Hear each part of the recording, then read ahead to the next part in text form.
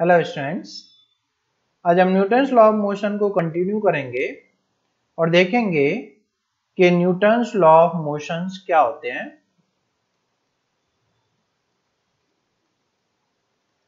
Newton's ने 3 laws of motion दिए थे। Newton's first law, second law, third law, obvious से नाम है। ये बेसिकली बहुत लोग मानते हैं कि ये स्टार्ट ऑफ फिजिक्स है। यहां से एक्चुअली में जो फिजिक्स हम पढ़ते हैं वो डेवलप होनी स्टार्ट हुई। न्यूटन ने एक्चुअली में ये रियलाइज कराया कि जो भी वर्ड है हम उसको सिंपल लॉज के टर्म में अंडरस्टैंड कर सकते हैं। ऑब्वियसली न्यूटन ने स्टार्ट नहीं किया। जैसे न्यूटन का फर्स्ट लॉ जो है वो गैलीलियोज के वर्क पे आगे है। तो आज का हमारा टारगेट रहेगा कि हम न्यूटन्स के तीनों लॉज को अंडरस्टैंड करें विद गुड एग्जांपल्स, और आज के लेक्चर के बाद होपफुली तुम्हें तीनों लॉज में कोई प्रॉब्लम ना आए। ठीक है, तो हम स्टार्ट करते हैं Newton's first law. Newton's first law को स्टार्ट करने से पहले हम समझेंगे कि न्यूटन्स का फर्स्ट लॉ जो है, फर्स्ट लॉ ऑफ मोशन, वो बेसिकली गैलीलियो के वर्क पे है। गैलीलियो ने, न्यूटन से पहले गैलीलियो आया, उसने ये हेल्प हमें अंडरस्टैंड करने में हेल्प करी कि जो यूनिफॉर्म मोशन होता है और जो रेस्ट की स्टेट है उसमें बहुत ज्यादा डिफरेंस नहीं है, सिर्फ ऑब्जर्वर का डिफरेंस है। तो एक ऑब्जर्वर को सेम बॉडी लग सकता है कि यूनिफॉर्म मोशन में है, एक ऑब्जर्वर को सेम बॉडी लग सकता है कि रेस्ट में है। इससे पहले लोगों को लगता था कि मोशन और रेस्ट काफी डिफरेंट स्टेट हैं, और मोशन को अगर तुम्हें सपोर्ट करना है, अगर किसी बॉडी को कंटिन्यूअसली मूव करना है तो उस पर जरूरी है कि फोर्स लगे, जरूरी है कि हम एफर्ट करें, तभी वो मोशन हो सकता है।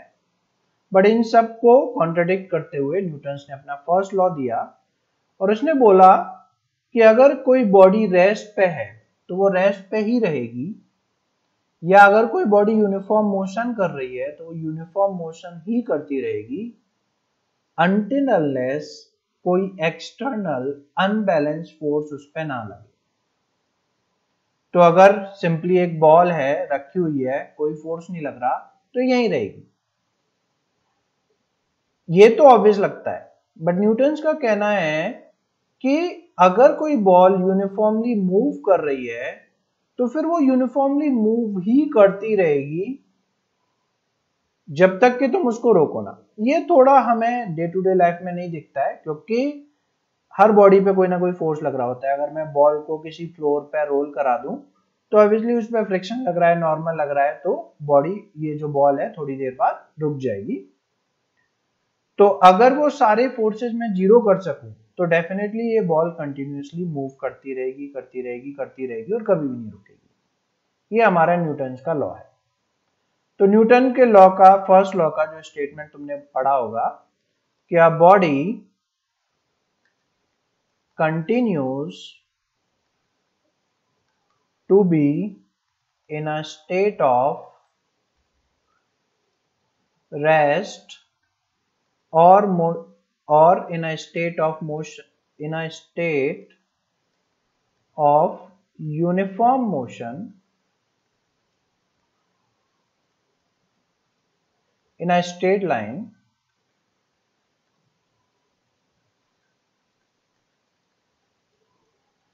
until an unbalanced external force acts on it. Unbalanced मतलब अगर एक से ज्यादा फोर्सेस लग रहे हैं बट उनका सम टोटल जीरो है तो भी काम नहीं चलेगा, बॉडी कंटिन्यू करती रहेगी। एक्सटर्नल लगना चाहिए, खुद बॉडी अपने आप पे फोर्स लगा के अपना स्टेट को चेंज नहीं कर सकती है। ठीक है ना? तो इसीलिए एक्सटर्नल फोर्स लगना चाहिए, कोई और लगाना चाहिए, और अनबैलेंस्ड होना चाहिए, मतलब नेट फोर्स लगना चाहिए, तो ही बॉडी की स्टेट चेंज हो सकती है। तभी एक बॉडी जो रेस्ट पे है वो मूव करना स्टार्ट कर सकती है, या जो बॉडी कांस्टेंट वेलोसिटी से मूव कर रही है वो रेस्ट पे आ सकती है या उसकी वेलोसिटी चेंज हो सकती है। ठीक है ना। इसको अगर मैं बहुत सिंपल स्टेटमेंट में बोलूं तो बॉडी का एक्सेलरेशन 0 रहेगा if and only if force 0 है। इस पूरे बड़े से स्टेटमेंट को सिंपल इस तरीके से भी लिख सकते हैं।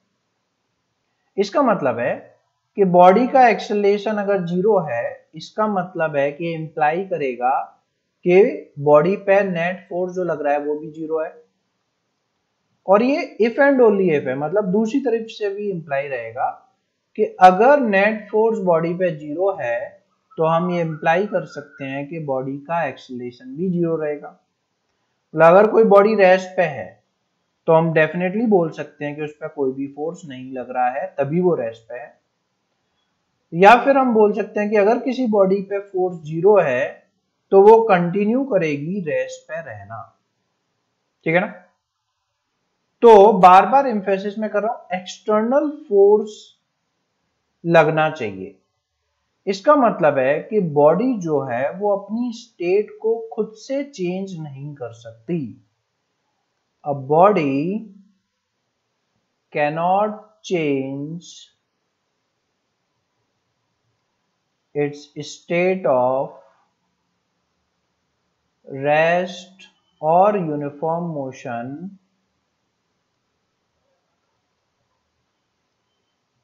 On its own.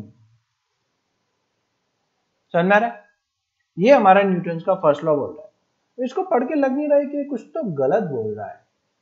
ये बोल रहा है कि कोई भी बॉडी खुद का स्टेट चेंज नहीं कर सकती, बट मैं तो आराम से अपनी मर्जी से खड़ा होता हूँ, मूव करता हूँ, बाहर जाता हूँ, घूमता फिरता हूँ। तुम भी होपफुली यही करते होंगे, है ना। ऐसा तो है ना कि कोई धक्का मार रहा है तभी हम मूव कर रहे हैं, अपनी मर्जी से करते हैं।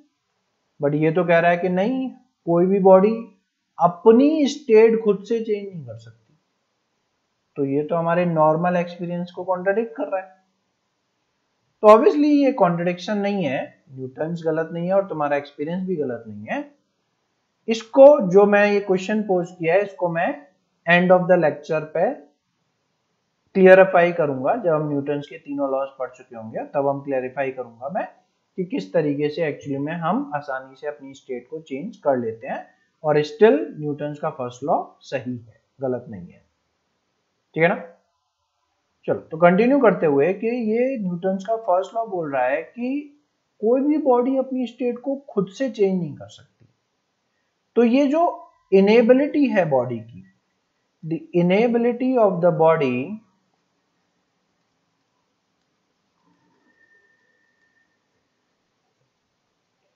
to change its state on its own is called inertia। तो ये बॉडी की नेचुरल प्रॉपर्टी है कि वो अपनी स्टेट को खुद से चेंज नहीं कर सकती, ऐसा न्यूटन बोल रहा है। और ये जो प्रॉपर्टी है इसका नाम दे दिया हमने कि ये प्रॉपर्टी का नाम क्या है, ये प्रॉपर्टी है इनर्शिया। ठीक है ना। इसीलिए इस न्यूटन्स के फर्स्ट लॉ को लॉ ऑफ इनर्शिया भी बोला जाता है, क्योंकि ये इनर्शिया प्रॉपर्टी को डिफाइन कर रहा है। कि इनर्शिया प्रॉपर्टी क्या है, कि इनर्शिया प्रॉपर्टी की वजह से ही जो बॉडी रेस्ट पे है वो रेस्ट पे ही रहना चाहेगी और जो बॉडी मोशन में है वो मोशन में ही रहना चाहिए। ये टेंडेंसी कि बॉडी अपनी स्टेट को चेंज नहीं करना चाहती, ये टेंडेंसी को ही हम इनर्शिया बोलते हैं। ठीक है ना। इनर्शिया में हम कंटिन्यू करें तो इनर्शिया को भी 3 पार्ट में डिवाइड किया जा सकता है if we want. First, inertia of rest, मतलब कि बॉडी जो रेस्ट में है वो रेस्ट पे ही रहना चाहती है, इस प्रॉपर्टी को हम इनर्शिया ऑफ रेस्ट बोल सकते हैं। सेकंड, इनर्शिया ऑफ मोशन, मतलब जो बॉडी मोशन में है वो मोशन में ही रहना चाहती है, इसको हम इनर्शिया ऑफ मोशन बोल सकते हैं। या थर्ड, इनर्शिया ऑफ डायरेक्शन, मतलब बॉडी जिस डायरेक्शन में मूव कर रही है वो उसी डायरेक्शन में मूव करते रहना चाहती है, इस प्रॉपर्टी को हम इनर्शिया ऑफ डायरेक्शन बोल सकते हैं। ठीक है ना। जैसे इनके हम थोड़े कुछ एग्जांपल देखें जिससे हमें थोड़ा और बेटर अंडरस्टैंडिंग होगी। तो इनर्शिया ऑफ रेस्ट के एग्जांपल देखें, तो इनर्शिया ऑफ रेस्ट के कुछ कॉमन एग्जांपल हैं जो तुमने भी 9th-10th में पढ़े होंगे कि if a person is standing in a bus and if bus suddenly accelerates, मैं एक्सेलरेशन को वर्ड ऐसे लिख देता हूं, तो if suddenly accelerate then that person tends to move backward। ये तुमने भी फील किया होगा कि अगर तुम किसी बस में खड़े हो और बस सडनली एक्सेलरेट करने लगे तो तुम क्या करते हो, पीछे की तरफ मूव करना करते हो या बैकवर्ड लीन कर जाते हो। ये जो है ये हमारे इनर्शिया प्रॉपर्टी की वजह से है। कैसे, अगर इसको डिटेल में समझें, ये रटना नहीं है जैसे 9th-10th में रटा देते हैं कि लेट्स से ये हमारी बस है, लेट्स से ये हमारी बस है, तुम इसमें खड़े हुए हो, ठीक है ना, बढ़िया तरीके से खड़े हुए हो, कोई परेशानी नहीं है। बट अगर ये बस सडनली एक्सेलरेट करने लगे तो क्या होगा कि जो तुम्हारे पैर हैं जो कि इस बस से अटैच्ड हैं उन पे तो फोर्स लगा जो कि फ्रिक्शन का फोर्स है, जिससे तुम्हारे पैर जो है वो आगे मूव करने लगे। बट जो अपर पार्ट ऑफ तुम्हारा बॉडी है, तो तुम्हारे पैर आगे मूव करने लगे, बट जो अपर पार्ट ऑफ बॉडी है वो अभी भी स्टेट में रहने की, रेस्ट में रहने की कोशिश कर रहा है। तो एक्चुअली में क्या होता है कि तुम्हारे पैर आगे भाग जाते हैं, तुम्हारी अपर बॉडी वहीं पे है, तो तुम्हें लगता है कि हम पीछे चले गए, ठीक है ना। तो जो अपर बॉडी में टेंडेंसी है रेस्ट में ही रहने की, इसी को हम इनर्शिया ऑफ रेस्ट बोल रहे हैं, ठीक है ना। इनर्शिया ऑफ रेस्ट के जैसे और एग्जांपल हम देखें तो इनर्शिया ऑफ रेस्ट और कहां दिखता है, जब लेट से तुम्हारा रग है और गंदा हो गया, इसमें धूल है, तो मैं इसको धूल हटानी है, तो तुम क्या करते हो, एक स्टिक लेके इस स्टिक से इस रग को बीट करते हो, तो उससे क्या होता है कि तुम्हारी धूल जो है वो रग से हट जाती है। ये क्यों हो रहा है, तो जब तुम स्टिक से इस रग को बीट कर रहे हो तो क्या होगा कि रग जो है वो मूव करने लगेगा क्योंकि तुमने स्टिक से इस पे फोर्स लगाया। बट जो डस्ट पार्टिकल है वो अभी भी रेस्ट पे रहने की कोशिश करते हैं, तो बेसिकली रग आगे मूव कर गया, डस्ट पार्टिकल यहीं रह गए, तो बेसिकली वो रग से डिटैच हो गए। तो इसलिए जो डस्ट पार्टिकल हैं वो रग से डिटैच हो जाते हैं और तुम्हारा रग से धूल हट जाती है, इसीलिए तुम ऐसा काम करते हो, ठीक है ना। तो ये भी क्या है, तुम्हारा इनर्शिया ऑफ रेस्ट का एग्जांपल है कि डस्ट पार्टिकल में टेंडेंसी है रेस्ट पर रहने की, और जिसकी वजह से अगर रग मूव कर गया तो वो डिटैच हो जाते हैं। जैसे सेम डिटैच से एग्जांपल से हम बात करें कि अगर कोई लेट्स से ट्री प्लांट का कोई ये ब्रांच है और इस पे लेट्स से फ्रूट लटका हुआ है, आम लटके हुए हैं, और तुम्हें ये आम तोड़ने हैं, तो एक सिंपल तरीका क्या है कि इस ब्रांच को लेके तुम हिलाओ। तो जब तुम इस ब्रांच को लेके हिलाओगे तो ये जो आम है हमारा, मैंगो है, वो टूट जाएगा और नीचे गिर जाएगा। इसका रीजन क्या है, इसका रीजन भी हम इनर्शिया ऑफ रेस्ट में ढूंढ सकते हैं कि जब तुम इस ब्रांच को हिलाने लगे तो ये ब्रांच जो है वो मूव करने लगी, बट जो मैंगो है उसमें टेंडेंसी है कि वो अपने स्टेट ऑफ रेस्ट में ही रहने की कोशिश करेगा, जिसकी वजह से ये जो कनेक्शन है उसमें स्ट्रेन पड़ेगा, ये रुका हुआ है, ये भाग रहा है, और ये स्ट्रेन अगर बढ़ गया तो बेसिकली ये यहाँ से डिटैच होके नीचे गिर जाएगा, तुम्हें बढ़िया मैंगो मिल जाएगा।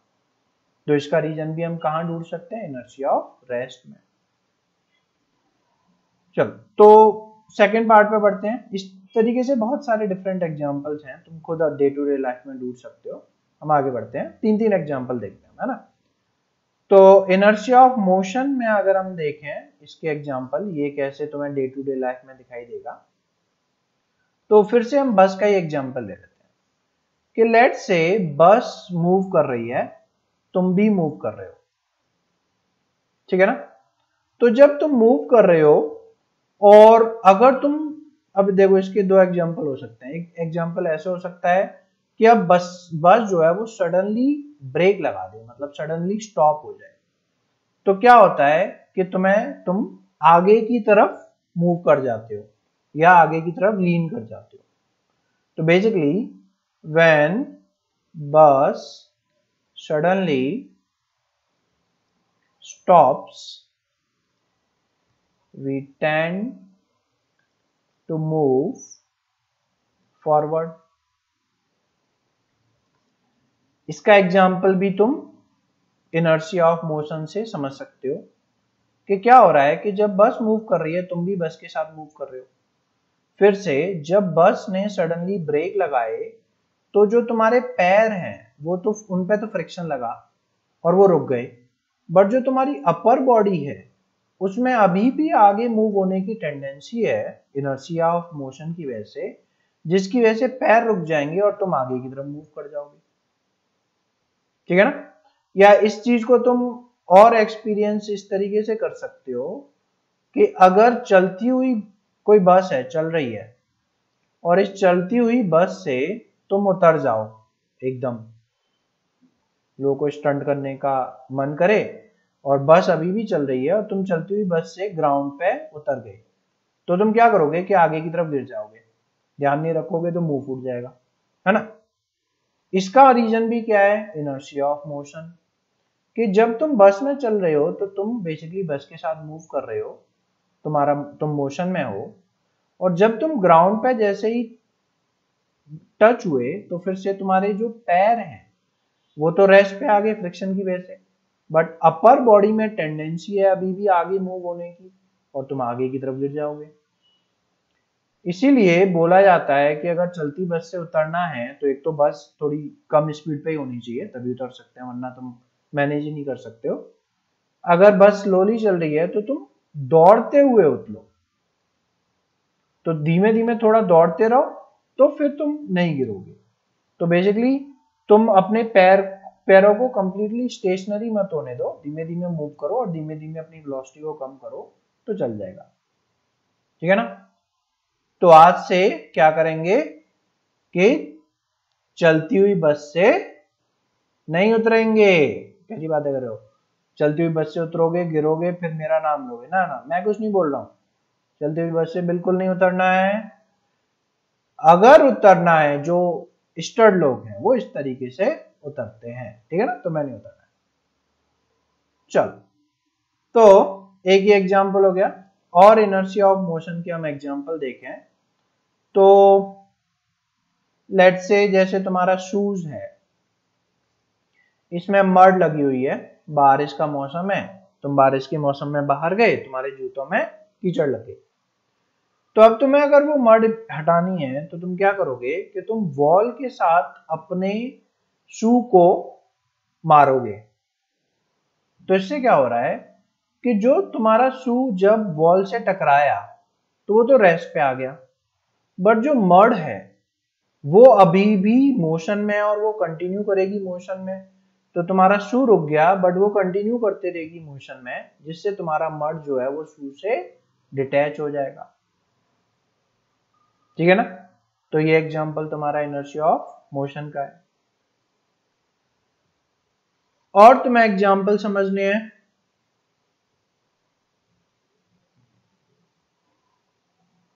तो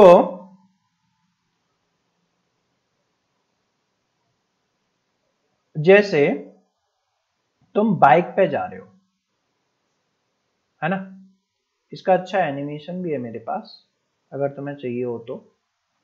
तुम बाइक पे जा रहे हो बढ़िया स्पीड से, तुम्हारी बढ़िया बाइक है, हायाबुसा वगैरह कुछ, और तुम बढ़िया स्पीड से जा रहे हो, है ना, बट सामने आ गई गाय, क्योंकि इंडिया है, कभी भी सामने गाय आ सकती है।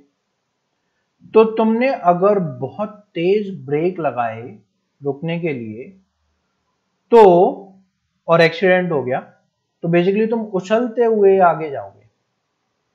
इसका रीजन भी क्या है, इनर्शिया ऑफ मोशन, कि जब तुम बढ़िया स्पीड से भाग रहे हो तो तुम्हारी बॉडी मोशन में है, अगर तुमने ब्रेक लगाई तो तुम्हारी गाड़ी की वेलोसिटी कम हो गई या रुक गई, बट तुम में अभी भी टेंडेंसी है आगे मूव करने की, और अगर इनफ वेलोसिटी में हो तुम, तो तुम बेसिकली बाइक को छोड़ के आगे गिर जाओगे। ये पूरा रीजन ही एक्सीडेंट्स का यही है। कार में भी देखो, सीट बेल्ट क्या करती है, सीट बेल्ट इसी चीज को हैंडल करती है कि जब तुम कार में मूव कर रहे हो, कार के साथ मूव कर रहे हो, तुम मोशन में हो, सडनली एक्सीडेंट हो जाए, तो लोग क्या होते हैं, जो फ्रंट सीट वाले लोग हैं या इवन बैक सीट वाले लोग, जो डेंजरस एक्सीडेंट्स होते हैं उनमें बेसिकली आगे का शीशा तोड़ते हुए निकल जाते हैं और बहुत इंजरी होती है। तो सीट बेल्ट बेसिकली तुम्हारी इसी चीज को हैंडल करती है कि सीट बेल्ट जब तुम लगा लोगे तो तुम अपनी सीट से अटैच रहोगे, तो तुम बेसिकली आगे मूव नहीं कर पाओगे, तो किसी चीज से टकराओगे नहीं। जैसे एक्सीडेंट्स में जो ड्राइवर है वो सबसे ज्यादा डेथ जो होती है वो हेड इंजरी की वजह से होती है, क्योंकि जैसे ही एक्सीडेंट हुआ उसका हेड स्टीयरिंग में जाके लगता है, तो इसीलिए सीट बेल्ट हमारे को रोकती है। तो सीट बेल्ट क्या है कि वो हमारी अपर बॉडी पे भी फोर्स लगा देगी, और अगर कार रुकी तो उसके साथ हम भी रुक जाएंगे, और फिर तुम आगे स्टीयरिंग से जाके नहीं टकराओगे, तो एक्सीडेंट में डैमेज कम होगा। ठीक है ना। ओके, तो थर्ड जो कि है इनर्शिया ऑफ डायरेक्शन, हम उसकी बात करें तो इनर्शिया ऑफ डायरेक्शन में क्या है कि बॉडी अगर किसी डायरेक्शन में मूव कर रही है तो उसमें टेंडेंसी होती है सेम डायरेक्शन में मूव करने की। इसके तुम्हें एग्जांपल समझने हैं तो सिंपल एग्जांपल समझ सकते हो कि अगर तुम बस में हो या कार में हो और हाई स्पीड पे बस या कार जो है वो टर्न ले, तो तुम क्या होते हो, तुम बाहर की तरफ, अगर ये कार इस तरफ टर्न ले रही है तो तुम बाहर की तरफ टेंड करोगे मूव करना। ठीक है ना। तो इसका रीजन क्या है कि फिर से तुम कार में या बस में मूव कर रहे हो तो तुम इस डायरेक्शन में मूव कर रहे हो, तो जब बस मूव कर गई तो फिर से बस मूव कर गई, बट तुम अभी भी अपने इस मोशन के डायरेक्शन को मेंटेन करने की कोशिश करोगे, जिसका रीजन क्या है कि बस यहाँ पहुंच गई, तुम इधर जा रहे हो, तो तुम बाहर की तरफ मूव कर, मतलब टेंड करेगा कि तुम बाहर की तरफ जैसे धकेले जा रहे हो, जिसका रीजन क्या है, इनर्शिया ऑफ डायरेक्शन। ये सेम एग्जांपल तुम और तरीके से समझ सकते हो कि जैसे तुम एक स्ट्रिंग लो और यहां से किसी पार्टिकल को बांध दो, बॉल को बांध दिया, अब तुम इस बॉल को घुमा रहे हो सर्कल में, बढ़िया घुमाते रहो इस तरीके से, बट अगर तुमने ये स्ट्रिंग छोड़ दी तो पहले तो बॉल पे ये स्ट्रिंग की टेंशन लग रही है इसलिए वो सर्कल में घूम रहा है, बट जैसे तुमने स्ट्रिंग छोड़ दी तो बॉल जो है वो टेंजेंशियल डायरेक्शन में, जिस पॉइंट पे तुमने छोड़ी है उससे टेंजेंशियल डायरेक्शन में मूव करेगी, क्योंकि जब वो बॉल मूव कर रही है किसी भी इंस्टेंट पे, अगर मैं बात करूं तो बॉल की जो वेलोसिटी रहेगी वो टेंजेंशियल डायरेक्शन में रहेगी, और अगर ये फोर्स लगना बंद हो गया तो वो उसी वेलोसिटी को मेंटेन करेगी और टेंजेंशियल डायरेक्शन में सर्कुलर मोशन को छोड़ते हुए भाग जाएगी। ठीक है ना। इसके तुम्हें और एग्जांपल भी दिख सकते हैं कि जैसे बारिश का मौसम है, तुम जा रहे हो और सामने एक बाइक वाला जा रहा है, तो तुम देखोगे कि अगर ये व्हील इस तरीके से रोटेट कर रहा है तो जो मड है बारिश के मौसम में वो इस तरीके से टेंजेंशियल डायरेक्शन में जा रहे होते हैं। इसका रीजन भी क्या है, इनर्शिया ऑफ डायरेक्शन, कि मड जो है वो तुम्हारे टायर से अटैच्ड हो गई, बट टायर तो तुम्हारा घूम गया, मड अपने सेम डायरेक्शन को मेंटेन करने की कोशिश करेगी और इस तरीके से जा रही होती है। ठीक है, तो इनर्शिया ऑफ डायरेक्शन का एग्जांपल हो गया। तो होपफुली इस सबसे तुम्हें इनर्शिया के बारे में आइडिया लग गया होगा कि इनर्शिया क्या होता है। बट अभी भी न्यूटन्स के फर्स्ट लॉ की कहानी खत्म नहीं हुई है, और थोड़ी एक चीज समझते हैं। देखो, लेट्स से ये एक लिफ्ट है। ये एग्जांपल तो मैं काफी डिफरेंट तरीके से मिल सकता है, मैं लिफ्ट का यूज कर लेता हूं। लेट्स से ये लिफ्ट है, इस लिफ्ट में एक लैंप लटकी हुई है, ठीक है। अब एक ऑब्जर्वर है जो इस लिफ्ट के अंदर खड़ा हुआ है, और एक ऑब्जर्वर है जो लिफ्ट के बाहर ग्राउंड पे खड़ा हुआ है, ठीक है। और लेट्स से लिफ्ट जो है वो ऊपर की तरफ ए से एक्सेलरेट कर रही है, ठीक है। तो ये जो ऑब्जर्वर ए है, ये जो लिफ्ट इस लैंप को ऑब्जर्व करेगा, तो अकॉर्डिंग टू ऑब्जर्वर ए क्या बोलेगा कि लैंप जो है, उसको तो दिखेगी कि लैंप यहीं खड़ी है, कुछ हो ही नहीं रहा है, लैंप यहीं है, इसके रिस्पेक्ट में तो ये हमेशा यहीं है। तो ए बोलेगा कि लैंप जो है वो रेस्ट पे है, लैंप का एक्सेलरेशन जो है वो 0 है, और न्यूटन्स के फर्स्ट लॉ के अकॉर्डिंग लेंस पे जो इस लैंप पे जो नेट फोर्स लगना चाहिए वो 0 लगना चाहिए। देखें हम लैंप पे क्या क्या फोर्स लग रहे हैं। तो लैंप पे फोर्स लग रहा है mg का, और ये स्ट्रिंग से कनेक्टेड है। हमने लास्ट लेक्चर में ही बात करी कि इस पे एक टेंशन का फोर्स लग रहा होगा स्ट्रिंग की तरफ, स्ट्रिंग के अलोंग, और नेट फोर्स 0 है। इसका मतलब है कि दो वेक्टर का नेट रिजल्टेंट 0 होना है तो वो इक्वल अपोजिट होनी चाहिए, तो टेंशन जो है वो इक्वल होनी चाहिए mg के। तो ए बोलेगा कि टेंशन mg के बराबर है। बट अगर हम बी के से पूछें कि बी क्या हो रहा है, तो बी जो है अकॉर्डिंग टू बी बोलेगा कि सर लैंप जो है लिफ्ट के साथ ऊपर एक्सेलरेट कर रही है, तो अगर लिफ्ट एक्सेलरेट कर रही है तो लैंप भी एक्सेलरेट कर रही है। इसका मतलब है कि इसका एक्सेलरेशन नॉन जीरो है, मतलब न्यूटन्स के फर्स्ट लॉ के according net force non zero होना चाहिए। इसका मतलब है कि ये टेंशन और mg डेफिनेटली इक्वल नहीं हो सकते सर। तो अब a बोल रहा है टेंशन mg के बराबर है, b बोल रहा है टेंशन mg के बराबर नहीं है, दोनों लड़े जा रहे हैं। तो क्वेश्चन है कि कौन सही बोल रहा है। तो इनकी लड़ाई सिर्फ इसलिए है क्योंकि इनने मेरी क्लास नहीं अटेंड करी है ना। आज ये क्लास अटेंड कर लेंगे तो अब नहीं लड़ेंगे, समझ जाएंगे कि समझने की बात यह है कि जो न्यूटन्स के लॉ है, specifically first and second law, ये हर ऑब्जर्वर के लिए वैलिड नहीं है, are not valid for all observers. अच्छा, ऑब्जर्वर्स कोई बोलने का फैंसी वर्ड है, फ्रेम ऑफ रेफरेंस, है ना। तो सेम इस तरीके से भी तुम्हें लिखे मिल जाएगा कि Newton's law are not valid for all frame of reference, ठीक है। बात एक ही है, ऑब्जर्वर का ही फैंसी नाम है फ्रेम ऑफ रेफरेंस, ठीक है। तो बेसिकली मैं क्या बोल रहा हूं कि न्यूटन्स के जो लॉ है, specifically first and second law, वो फ्रेम ऑफ रेफरेंस पे डिपेंड करते हैं, ऑब्जर्वर पे डिपेंड करते हैं। मतलब कुछ ऑब्जर्वर के लिए वैलिड हैं, कुछ ऑब्जर्वर के लिए वैलिड नहीं है।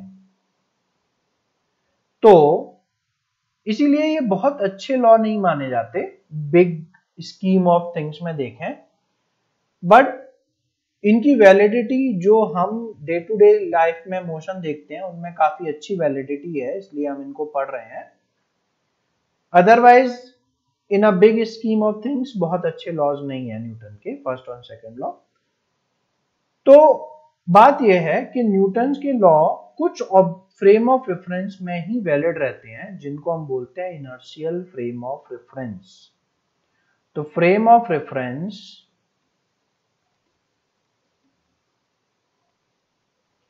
in which Newton's laws are valid are called inertial frame of reference, ठीक है। ऑब्वियसली जिन फ्रेम ऑफ रेफरेंस में वैलिड नहीं है उनको फिर बोलते हैं non inertial frame of reference. तो frame of reference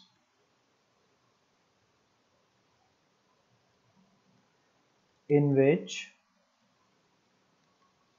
Newton's laws are not valid are called non-inertial frame of reference।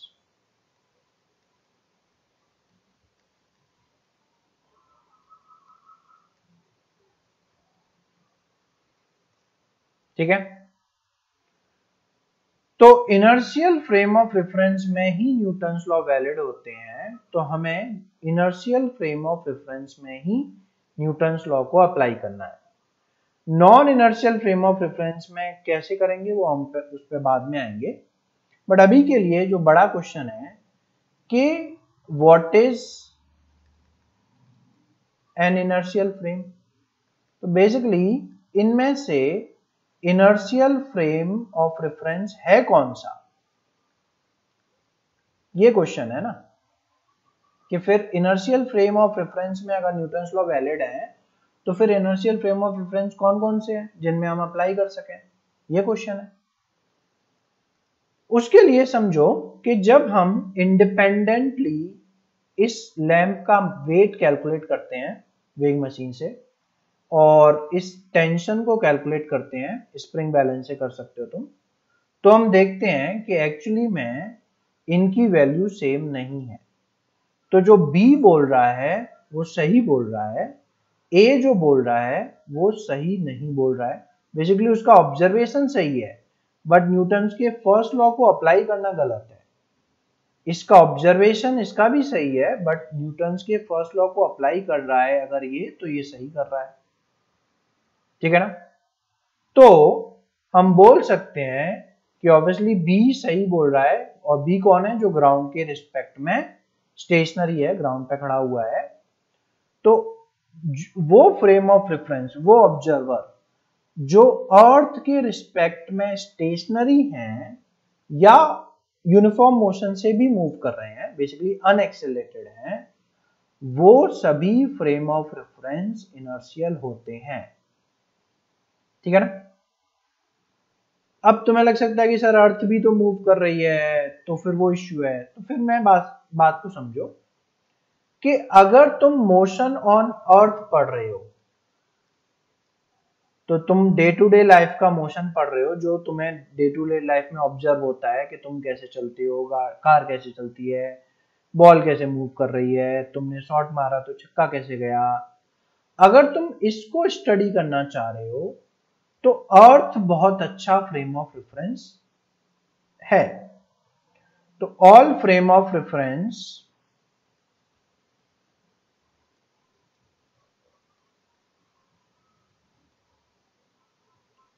unaccelerated with respect to earth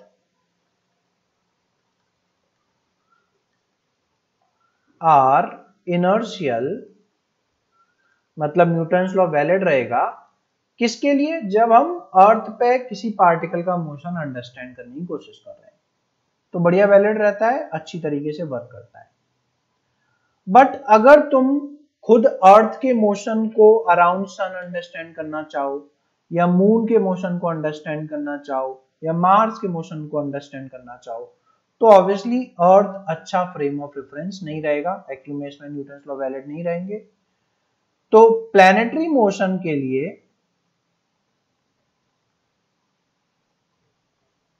planetary motion को अंडरस्टैंड करने के लिए फिर सन इनर्शियल फ्रेम रहेगा।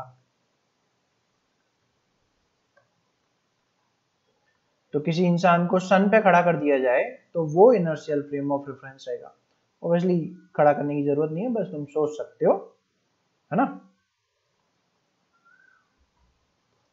बट अगर तुम्हें पता हो तो सन खुद मूव कर रहा होता है, सन हमारे मिल्की वे गैलेक्सी के सेंटर के अराउंड घूम रहा है। तो अब अगर तुम सन के मोशन को अंडरस्टैंड करने की कोशिश करोगे और स्टार्स के मोशन को अंडरस्टैंड करने की कोशिश करोगे, न्यूटन्स लॉ से, तो ऑब्वियसली फिर सन इनर्शियल फ्रेम ऑफ रेफरेंस नहीं रहेगा, फिर गैलेक्सी का सेंटर रहेगा। बट फिर तुम गैलेक्सी के मोशन को अंडरस्टैंड करना चाहो तो फिर हमें नहीं पता फ्रेम ऑफ रेफरेंस कौन सा इनर्शियल होगा। तो फिर से इसीलिए लिमिटेड वैलिडिटी है न्यूटन्स लॉज की, बट क्योंकि मोशन ऑन अर्थ ही हम पढ़ रहे हैं, डे टू डे लाइफ की मोशन को अंडरस्टैंड करने की कोशिश कर रहे हैं, तो न्यूटन्स लॉ बढ़िया वर्क करते हैं। और जो भी फ्रेम ऑफ रेफरेंस जो अर्थ के रिस्पेक्ट में अनएक्सेलरेटेड है वो हमारे इनर्शियल रहेंगे, मतलब उनके रिस्पेक्ट में तुम न्यूटन्स लॉ अप्लाई कर सकते हो। ठीक है ना। तो इस पूरे डिस्कशन से सिंपल चीज ये है कि ए गलत बोल रहा है, बी सही बोल रहा है, बट अब दोनों ने मेरी क्लास कर ली, अब दोनों समझ जाएंगे कि क्या गलती है। तो तुम न्यूटन्स के जो लॉज हैं उनको सिर्फ इनर्शियल फ्रेम ऑफ रेफरेंस में ही अप्लाई कर सकते हो। और इनर्शियल फ्रेम ऑफ रेफरेंस क्या है कि वो सारे ऑब्जर्वर जो अर्थ के रिस्पेक्ट में अनएक्सेलरेटेड है, मतलब रेस्ट पे हैं या यूनिफॉर्म मोशन कर रहे हैं। ठीक है। तो ये न्यूटन्स का फर्स्ट लॉ एक्चुअली में इनर्शियल फ्रेम ऑफ रेफरेंस भी डिफाइन करता है, तो इसी से कनेक्टेड है ना कि इनर्शियल फ्रेम ऑफ रेफरेंस क्या है। इसीलिए बहुत सारे लोग तो इस न्यूटन्स के फर्स्ट लॉ को लॉ मानते ही नहीं है कि एक्चुअली में ये इनर्शिया डिफाइन कर रहा है और inertial frame of reference define करता है, तो इसको लॉ बोलना बहुत अच्छा नहीं है, बट ठीक है हमारे लिए हम उसको लॉ बोलेंगे। ठीक है। चलो, तो finally that conclude first Newton's first law. तो हम मूव करते हैं न्यूटन सेकंड लॉ।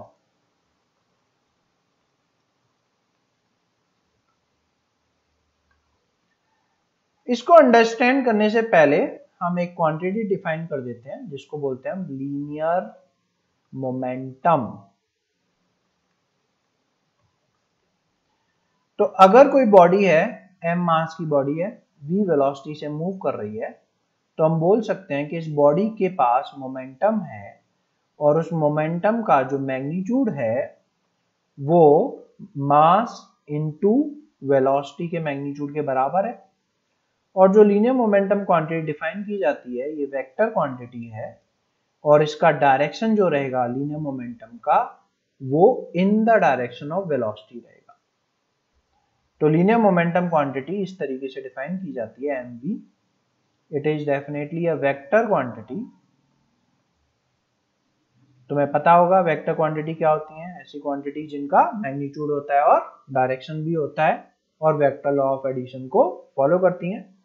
तो ये भी एक वेक्टर क्वांटिटी है। Direction is along the direction of velocity. तो वेलोसिटी के डायरेक्शन में मोमेंटम का डायरेक्शन रहेगा। इसकी यूनिट तुम्हें समझनी है तो इसकी यूनिट जो है वो केजी मीटर पर सेकंड आ जाएगी, या ये एसआई में अगर सीजीएस में समझनी है तो ये ग्राम सेंटीमीटर पर सेकंड आ जाएगी। ठीक है। तो इस क्वांटिटी को यूज करके हम न्यूटन्स का सेकंड लॉ डिफाइन कर सकते हैं। तो न्यूटन्स ने बोला कि rate of change of linear momentum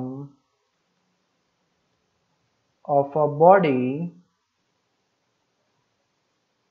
will be proportional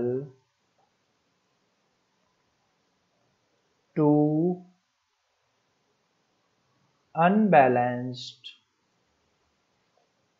external force। तो फर्स्ट लॉ हमें बता रहा था कि जब फोर्स नहीं लग रहा है तो क्या होगा। सेकंड लॉ हमें बता रहा है कि जब फोर्स लगेगा, अनबैलेंस्ड एक्सटर्नल फोर्स किसी बॉडी पे अगर लगेगा तो क्या होगा। तो अनबैलेंस्ड एक्सटर्नल फोर्स जो है वो लीनियर मोमेंटम को चेंज करेगा और rate of change of linear momentum जो है वो प्रोपोर्शनल रहेगी नेट अनबैलेंस्ड एक्सटर्नल फोर्स के बराबर। एक्सपेरिमेंटली जब हम देखते हैं तो जो प्रोपोर्शनलिटी कांस्टेंट है वो 1 ही आ जाता है, तो ये सिंपली dp बाई dt आ जाएगा। Rate of change of momentum is equal to force, net external force, obviously net unbalanced external force. ठीक है, ये हमारा सेकंड लॉ है। ऑब्वियसली तुमने थोड़ा अलग पढ़ा होगा, हम उस पर भी आ जाते हैं। तो क्योंकि हमने डिफाइन किया है कि P is equal to mv, तो हम इसको पुटअप कर देते हैं। तो उसके अकॉर्डिंग आ जाएगा कि d by D T of mv, इसको हम डिफरेंशिएट करें तो दो वेरिएबल हैं। तुमने प्रोडक्ट रूल पढ़ा होगा, ये फर्स्ट ये सेकंड, तो तुमने प्रोडक्ट रूल पढ़ा होगा। तो first differentiation of second plus second differentiation of first, ठीक है ना, ऐसा आएगा।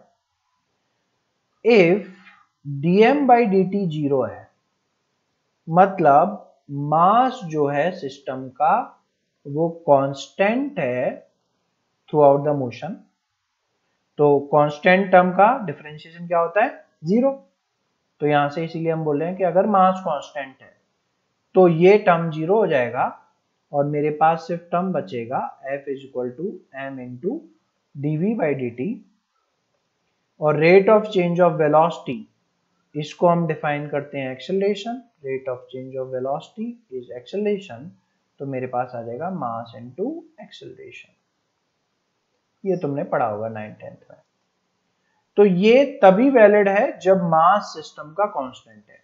हम कुछ सिस्टम पढ़ेंगे जिसमें मास कंटिन्यूसली चेंज हो रहा होता है, जैसे कि रॉकेट वगैरह के एग्जांपल हैं, तो उसमें फिर ये वैलिड नहीं रहेगा, बट ये स्टिल वैलिड रहेगा। तो हम यहां से सारा डिस्कशन करेंगे।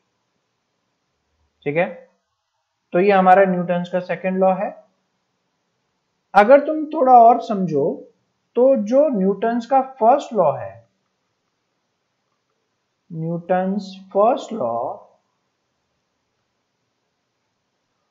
is an special case of Newton's second law। जो तुम देख सकते हो कि न्यूटन्स का सेकंड लॉ ये है। इसमें तुम आराम से देख सकते हो ना कि अगर a जीरो है तो f जीरो रहेगा, और अगर f जीरो है तो a जीरो रहेगा।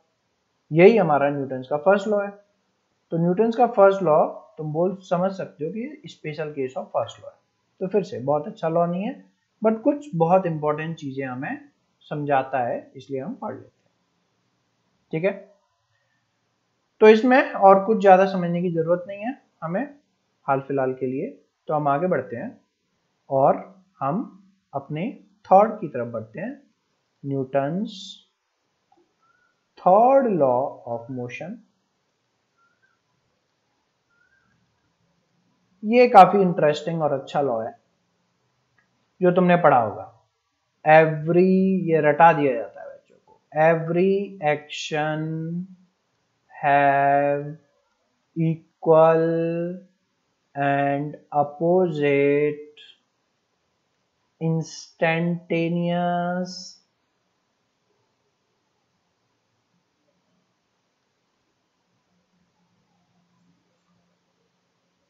Reaction.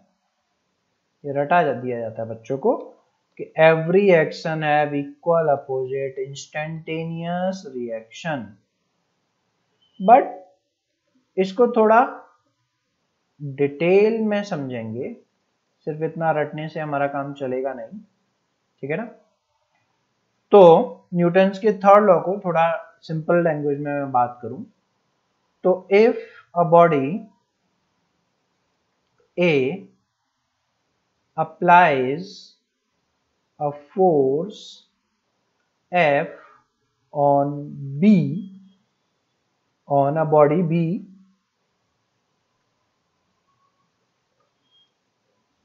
then B will also apply a force minus F on A। तो अगर A B पे फोर्स लगा रहा है F, तो B A पे फोर्स लगाएगा माइनस F। समझ में आ रहा है? तो ये जो F एंड माइनस F है, इनको हम एक्शन रिएक्शन पेयर बोलते हैं। किसी को भी एक्शन बोलेंगे तो दूसरा रिएक्शन है ना, कोई फिक्स नाम नहीं है कि ये एक्शन है ये रिएक्शन है, ऐसा कुछ नहीं है। ये एक्शन है तो ये रिएक्शन है, ये एक्शन है तो ये रिएक्शन है। ए अगर बी पे फोर्स लगा रहा है तो बी भी ए पे फोर्स लगाएगा। मतलब अगर तुम कीचड़ में पत्थर फेंकोगे तो कीचड़ तुम्हारे ऊपर भी आएगा। बेसिकली ये न्यूटन्स का थर्ड लॉ है, ठीक है ना। तो जो चीज हमें थोड़ा अच्छी तरह समझनी है वो ये है कि ए बी पे फोर्स लगा रहा है तो बी ए पे फोर्स लगा रहा है। मतलब एक्शन रिएक्शन पेयर में जो दोनों फोर्सेज हैं एक्शन एंड रिएक्शन, वो दो डिफरेंट बॉडीज पे लगते हैं। Action and reaction acts on two different bodies, so they can never cancel each other। इस बात को अच्छी तरह समझ लो। लोगों को लगता है कि सर एफ लग रहा है माइनस एफ लग रहा है कैंसिल आउट हो गया, बात खत्म होगी, बट ऐसा नहीं है। ए बी पे लगा रहा है बी ए पे लगा रहा है, तो एक्शन ए पे लग रहा है तो रिएक्शन बी पे लग रहा है। दो अलग अलग बॉडीज पे लग रहे हैं, अलग अलग बॉडीज के फोर्स एक दूसरे को कैंसिल आउट नहीं कर सकते। ये तुमने देखा है। तुम जाके वॉल को पंच करो, तुम्हारे हाथ में लगेगी ना, क्यों? क्योंकि तुमने वॉल पे फोर्स लगाया, वॉल ने तुम पे फोर्स लगाया, वो कैंसिल आउट नहीं हुआ। कैंसिल आउट नहीं हुआ इसीलिए तुम्हारे हाथ को इतना बढ़िया फोर्स ऑब्जर्व होगा अरे इसमें। तो इसीलिए इस बात को अच्छी तरह समझ के रखो कि एक्शन रिएक्शन पेयर दो अलग अलग बॉडीज पे लगते हैं, इसलिए वो कभी भी एक दूसरे को कैंसिल आउट नहीं कर सकते, ठीक है। एक और चीज समझ लो, if there is no reaction, या ऐसे बोल रहे हैं हम कि action cannot happen without reaction. Action cannot take place without reaction। तो मतलब अगर रिएक्शन पॉसिबल नहीं है तो तुम एक्शन भी नहीं कर सकते हो। मतलब वॉल को तुम पंच करो, बढ़िया फोर्स लगेगा, क्यों? क्योंकि वॉल रिएक्शन लगा सकती है। बट यहां पे एयर है, एयर को मैं पंच करूं, कुछ भी कर पा रहा हूं क्या मैं? नहीं, क्योंकि एयर रिएक्शन फोर्स नहीं लगा सकती है। तो अगर एक्शन रिएक्शन नहीं लग सकता तो एक्शन भी नहीं लग सकता। समझ में रहा है? तुम कागज लटकाओ और उसके साथ बॉक्सिंग खेल करो, कुछ नहीं होने वाला है। क्यों? क्योंकि जो पेपर है मास नहीं है, रिएक्शन फोर्स नहीं लगा सकता, तो तुम उस पर भी फोर्स नहीं लगा सकते। तो रिएक्शन के बिना एक्शन नहीं हो सकता, ठीक है। ये चीजें तुम्हें समझ में आ गई हो तो मैं जो तुम्हें पहले क्वेश्चन जब first law of Newton's first law पढ़ा रहा था, तो जो मैंने एक क्वेरी पोज करी थी कि फर्स्ट लॉ बोलता है कि कोई भी बॉडी अपनी स्टेट को खुद से चेंज नहीं कर सकती, बट हम तो अपनी स्टेट को चेंज करते हैं खुद से। तो किस तरीके से फर्स्ट लॉ वैलिड है, या इस चीज को किस तरीके से एक्सप्लेन किया जा सकता है। तो मैंने तुम्हें क्वेरी पोज करी थी कि कोई भी बॉडी खुद से अपनी स्टेट को चेंज नहीं कर सकती। इस क्वेश्चन का आंसर करने का टाइम आ गया है, तो समझो बात को, जिससे तुम्हें बाकी सारे मोशन भी समझ में आ जाएंगे कि सभी मोशन जो है वो रिएक्शन फोर्स की वजह से ही हो रहे होते हैं। All motion happens due to reaction force. समझ में आ रहा है? तो तुम खुद से मूव करते हो, तुम खुद से मूव नहीं करते हो। तुम जब मूव कर रहे होते हो तो तुम क्या करते हो, नॉर्मल वॉकिंग में तुम जब चल रहे हो तो तुम ग्राउंड को पीछे की तरफ पुश करते हो, जिससे किसी फोर्स से, ऑब्वियसली वो फोर्स फ्रिक्शन होता है, उससे तुम ग्राउंड को पीछे की तरफ पुश करते हो, जिसकी वजह से ग्राउंड तुम पे आगे की तरफ रिएक्शन फोर्स लगाता है, और इस रिएक्शन फोर्स की वजह से तुम आगे मूव करते हो। तो तुम तो ग्राउंड को पीछे पुश करते हो, तो तुम अगर फोर्स लगा भी रहे हो तो पीछे लगा रहे हो, तुम आगे कैसे जा रहे हो? कैसे जा रहे हो कि जब तुम ग्राउंड को पीछे पुश कर रहे हो तो ग्राउंड तुम्हें आगे पुश कर रहा है, और इस फोर्स की वजह से तुम आगे जा रहे हो। और क्योंकि ये फोर्स तुम्हारे लिए एक्सटर्नल है, क्यों एक्सटर्नल है? क्योंकि ग्राउंड लगा रहा है, तुम तो ही ना लगा रहे हो, ग्राउंड लगा रहा है और ये एक्सटर्नल फोर्स है। तो इस एक्सटर्नल फोर्स की वजह से तुम्हारी स्टेट ऑफ रेस्ट और मोशन चेंज होती है। तो तुम खुद की वजह से नहीं चलते हो, तुम रिएक्शन फोर्स की वजह से चलते हो। बेसिकली अगर मैं खली को बुलाऊं और तुम्हें खड़ा कर दूं जमीन से, अब तुम मारते रहो पैर, तुम नहीं चल पाओगे। क्यों? क्योंकि कोई रिएक्शन फोर्स लगाने वाला ही नहीं है। समझ में आ रहा है? इसीलिए अगर कोई बहुत स्मूथ सरफेस है, फ्रिक्शन नहीं है, तो उस पर चलना बड़ा मुश्किल हो जाता है। जैसे एयरपोर्ट वगैरह में ऑब्जर्व करो, एयरपोर्ट में पता नहीं क्यों इतना फ्लोर को इतना चिकना रख दिया है, तो वहां पे फ्रिक्शन बहुत कम होता है, उसको चलने में बड़ी मुश्किल होती है फ्लोर पे या वॉल या जो मॉल्स होते हैं। क्यों? क्योंकि तुम ठीक से फोर्स नहीं लगा पा रहे हो, तो रिएक्शन फोर्स नहीं लग रहा है, तो तुम ठीक से चल नहीं पा रहे हो। तो तुम अपनी वजह से नहीं चलते हो, रिएक्शन फोर्स की वजह से चलते हो। ऑब्वियसली तुम बोल सकते हो कि सर ये फोर्स लगाया तभी रिएक्शन लगा, तो मेरी वजह से चला, वो ठीक है, बट स्टिल तुम फोर्स लगा रहे हो उसकी वजह से नहीं चल रहे हो, जो ग्राउंड फोर्स लगा रहा है उसकी वजह से चल रहे हो। और अगर ग्राउंड फोर्स नहीं लगाए किसी भी सिचुएशन में तो तुम नहीं चल सकते हो। ये हर मोशन में हो रहा होता है। जैसे तुम्हारी बाइक है, साइकिल है, जो भी है, उसमें क्या हो रहा होता है कि उसमें जब तुम पैडल मारते हो तो पीछे वाला जो टायर है वो इस तरीके से मूव करता है। तो बेसिकली पीछे वाला टायर जो है वो ग्राउंड को पीछे पुश करता है, जिससे ग्राउंड आगे की तरफ पुश करता है और तुम आगे बढ़ते हो। इसीलिए अगर तुम पीछे से साइकिल को उठा दो और मारते रहो पैडल, तुम मूव नहीं कर सकते। क्यों? क्योंकि रिएक्शन फोर्स ही लगाने वाला कोई नहीं है। तो सिर्फ टायर मूव करने से कुछ नहीं होगा। टायर जब ग्राउंड को पुश करेगा तो ग्राउंड उस पर जब रिएक्शन फोर्स लगाएगा तब तुम मूव करोगे। सेम फॉर कार, बाइक, जो भी ग्राउंड पे चल रही है। तो तुम्हारा मन कर सकता है कि सर एरोप्लेन कैसे चलता है? सही बात है, फिर एरोप्लेन कैसे चल रहा है?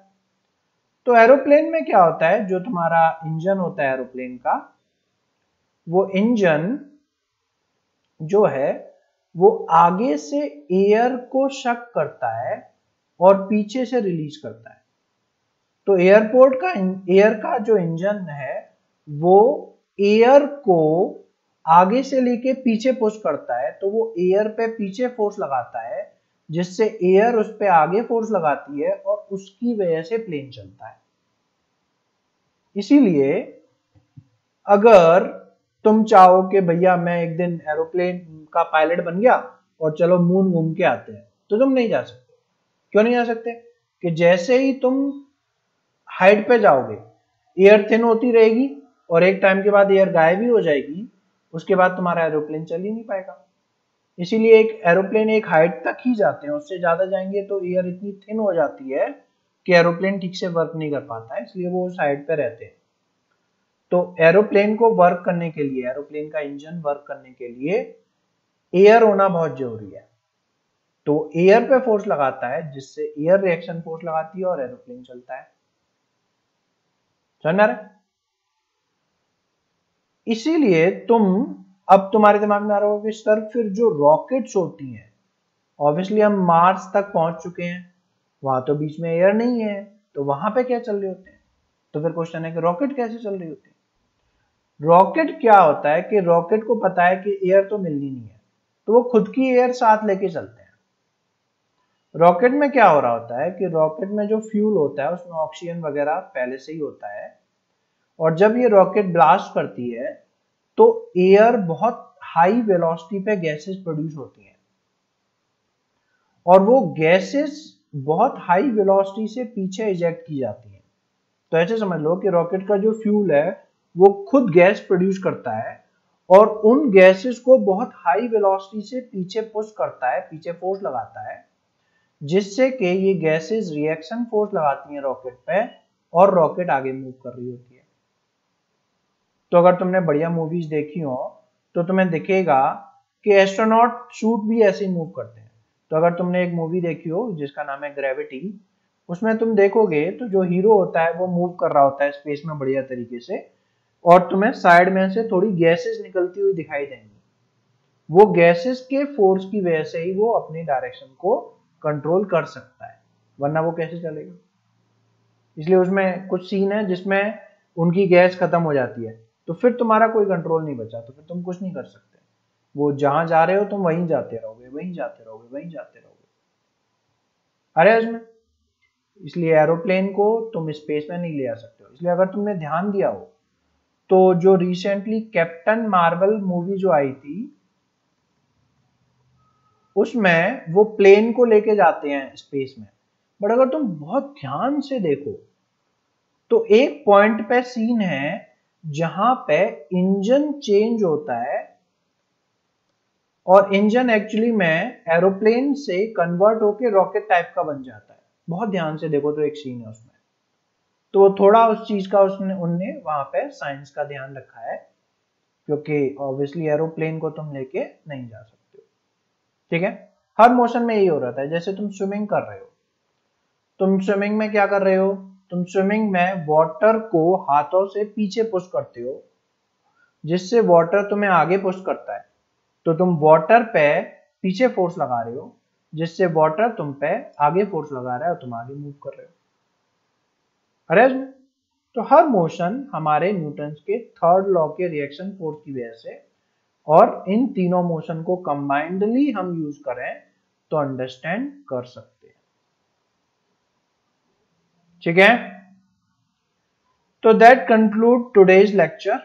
होपफुली तुम्हें न्यूटन्स के तीनों लॉ एक्सप्लेन हो गए होंगे। मैं छोटी सी समरी समझा देता हूं। तो न्यूटन्स का फर्स्ट लॉ जो है वो बोलता है कि अगर बॉडी पे नेट फोर्स जीरो रहेगा तो उसका एक्सेलरेशन जीरो रहेगा, और अपोजिट भी ट्रू रहेगा कि अगर एक्सेलरेशन जीरो है तो फोर्स जीरो रहेगा। इसका मतलब बॉडी अपनी स्टेट खुद से चेंज नहीं कर सकती, can't change its state on its own. इसी प्रॉपर्टी को इनर्शिया बोला जाता है। इनर्शिया तीन टाइप का हो सकता है, inertia of rest, inertia of motion, inertia of direction, जिसके हमने कुछ कुछ एग्जांपल देखे। ठीक है ना। इसके बाद हमने बात करी कि जो न्यूटन्स के लॉ हैं वो सिर्फ इनर्शियल फ्रेम ऑफ रेफरेंस में ही वैलिड हैं, valid only in inertial frame of reference. और इनर्शियल फ्रेम ऑफ रेफरेंस कौन है, जो भी फ्रेम अनएक्सेलरेटेड है विद रिस्पेक्ट टू अर्थ, हमारे अभी के समझ के हिसाब से, तो जो भी फ्रेम अनएक्सेलरेटेड है विद रिस्पेक्ट टू अर्थ, मतलब या तो रेस्ट पे हैं या कांस्टेंट वेलोसिटी से मूव कर रहे हैं, वो सारे फ्रेम इनर्शियल है, उन सब में ये वैलिड रहेंगे। ठीक है, फिर हमने न्यूटन्स का सेकंड लॉ पढ़ा जो बोलता है कि dp बाई dt जो है वो नेट एक्सटर्नल फोर्स के बराबर रहेगा, जहां पे p जो है वो है हमारा mass into velocity, vector quantity, linear momentum बोल रहे हैं इसको हम। ठीक है, और अगर मास कांस्टेंट है तो ये जो फॉर्मूला है वो कन्वर्ट हो जाता है F इक्वल टू m में। और न्यूटन्स का थर्ड लॉ वो कहता है कि every action have equal and opposite reaction, जिसमें हमने बात करी कि एक्शन रिएक्शन फोर्स जो हैं वो डिफरेंट बॉडीज पे लग रहे होते हैं, जो कभी भी एक दूसरे को कैंसिल आउट नहीं कर सकते। Action reaction pair cannot cancel each other out. ठीक है। फिर हमने समझा कि ऑल मोशन जो है किस तरीके से हम सभी मोशन जो हो रहे होते हैं डे टू डे लाइफ में, उनको हम इन तीनों लॉज की हेल्प से अंडरस्टैंड कर सकते हैं। ठीक है। तो दैट कंक्लूड आवर लेक्चर। फिर से मैं एक रीडिंग असाइनमेंट छोड़ दूंगा और तुम ये जो फाइल है उसको तुम कलेक्ट कर सकते हो, जो लिंक नीचे दे रखी है उसमें एक रीडिंग असाइनमेंट भी होगा, उसको पढ़ो, कंटेम्पलेट करो और अपनी लाइफ में अप्लाई करने की कोशिश करो। होपफुली यूजफुल रहेगी। Thank you.